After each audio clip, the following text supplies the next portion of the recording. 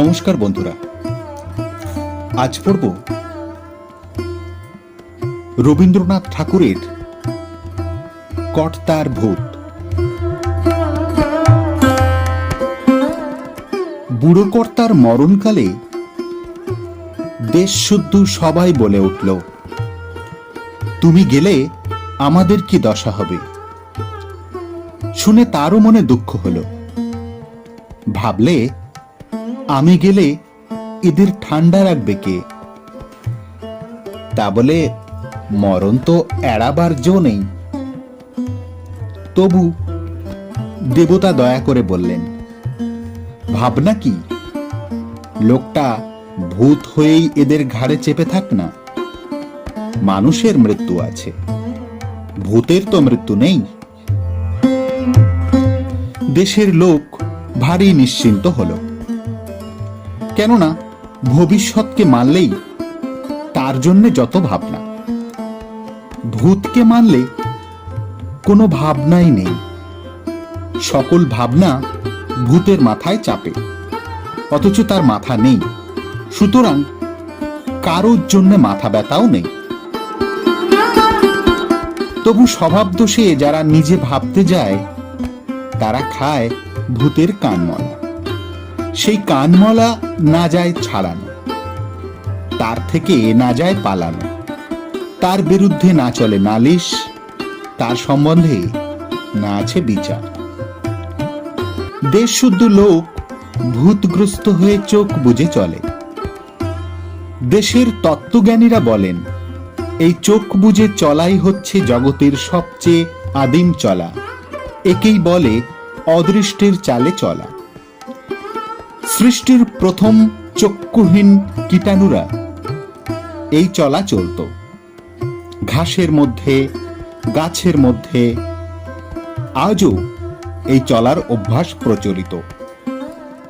শুনে ভূতগ্রস্ত দেশ আপন আদিম আভিজাত্য অনুভব করে, তাতে অত্যন্ত আনন্দ পায়। ভূতের নায়েব ভুতুড়ে জেলখানার দারোগা। সেই জেলখানার দেয়াল চোখে দেখা যায় না, এই জন্যে ভেবে পাওয়া যায় না সেটাকে ফুটো করে কি উপায়ে বেরিয়ে যাওয়া সম্ভব। এই জেলখানায় যে ঘানি নিরন্তর ঘোরাতে হয়, তার থেকে এক ছটাক তেল বেরোয় না, যা হাটে বিকোতে পারে। বেরোবার মধ্যে বেরিয়ে যায় মানুষের তেজ। সেই তেজ বেরিয়ে গেলে মানুষ ঠান্ডা হয়ে যায়। তাতে করে ভূতের রাজত্বে আর কিছুই না থাক, অন্ন হোক, বস্ত্র হোক, স্বাস্থ্য হোক, শান্তি থাকে।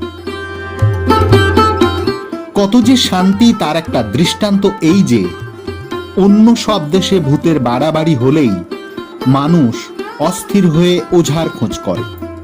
এখানে সে চিন্তাই নেই, কেননা ওঝাকেই আগে ভাগে ভূতে পেয়ে বসেছে। এইভাবেই দিন চলত। ভূত শাসনতন্ত্র নিয়ে কারো মনে দ্বিধা জাগত না। চিরকালই গর্ব করতে পারত যে এদের ভবিষ্যৎটা পোষা ভেড়ার মতো ভূতের খোঁটায় বাঁধা।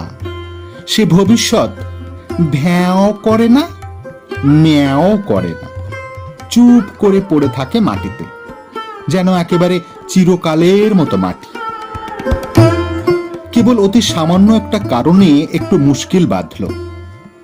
সেই হচ্ছে এই যে, পৃথিবীর অন্য দেশগুলোকে ভূতে পায়নি।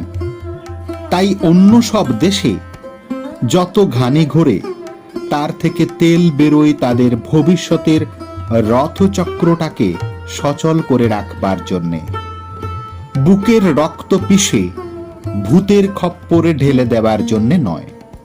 কাজেই মানুষ সেখানে একেবারে জুড়িয়ে যায়নি, তারা ভয়ঙ্কর সজাগ আছে।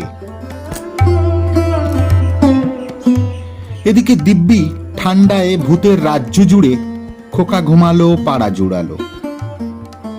সেটা খোকার পক্ষে আরামের, খোকার অভিভাবকের পক্ষেও। আর পাড়ার কথা তো বলাই আছে। কিন্তু বর্গি এলো দেশে, নইলে ছন্দ মেলে না, ইতিহাসের পথটা খোঁড়া হয়েই থাকে। দেশে যত শিরোমণি চূড়ামণি আছে সবাইকে জিজ্ঞাসা করা গেল, এমন হলো কেন? তারা এক বাক্যে শিখা নেড়ে বললে, এটা ভূতের দোষ নয়, ভুতুড়ে দেশের দোষ নয়, একমাত্র বর্গেরই দোষ। বর্গি আসে কেন? শুনে সকলেই বললে, তা তো বটেই। অত্যন্ত সান্ত্বনা বোধ করলে। দোষ জারি থাক, খিড়কির আনাচে কানাচে ঘোরে ভূতের পেয়াদা, আর সদরের রাস্তায় ঘাটে ঘোরে অভূতের পেয়াদা। ঘরে গেরস্তর টেকা দেয়, ঘর থেকে বেরোবারও পথ নেই। একদিক থেকে এ হাঁকে, খাজনা দাও, আর একদিক থেকে ও হাঁকে, খাজনা দাও। এখন কথাটা দাঁড়িয়েছে, খাজনা দেব কিসে? এতকাল উত্তর দক্ষিণ পূর্ব পশ্চিম থেকে ঝাঁকে ঝাঁকে নানা জাতের বুলবুলি এসে বেবাক ধান খেয়ে গেল, কারও হুঁশ ছিল না। জগতে যারা হুঁশিয়ার, এরা তাদের কাছে ঘেঁষতে চায় না, পাছে প্রায়শ্চিত্ত করতে হয়। কিন্তু তারা অকস্মাৎ এদের অত্যন্ত কাছে ঘেঁষে এবং প্রায়শ্চিত্তও করে না। শিরোমণি চূড়ামণির দল পুঁতি খুলে বলেন, বেহুশ যারা তারাই পবিত্র, হুঁশিয়ার যারা তারই অশুচি। অতএব হুঁশিয়ারদের প্রতি উদাসীন থেকো। প্রবুদ্ধমিব সুপ্ত। শুনে সকলের অত্যন্ত আনন্দ হয়।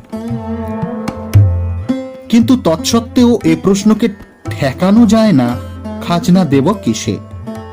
শ্মশান থেকে মশান থেকে ঝোড়ো হাওয়ায় হাহা করে তার উত্তর আসে, আব্রু দিয়ে, ইজ্জত দিয়ে, ইমান দিয়ে, বুকের রক্ত দিয়ে। প্রশ্ন মাত্রেরই দোষ এই যে যখন আসে একা আসে না। তাই আরো একটা প্রশ্ন উঠে পড়েছে, ভূতের শাসনটাই কি অনন্তকাল চলবে? শুনে ঘুমপাড়ানি মাসি পিসি আর মাস্তুতো পিস্তুতোর দল কানে হাত দিয়ে বলে, কি সর্বনাশ! এমন প্রশ্ন তো বাপের জন্মে শুনিনি।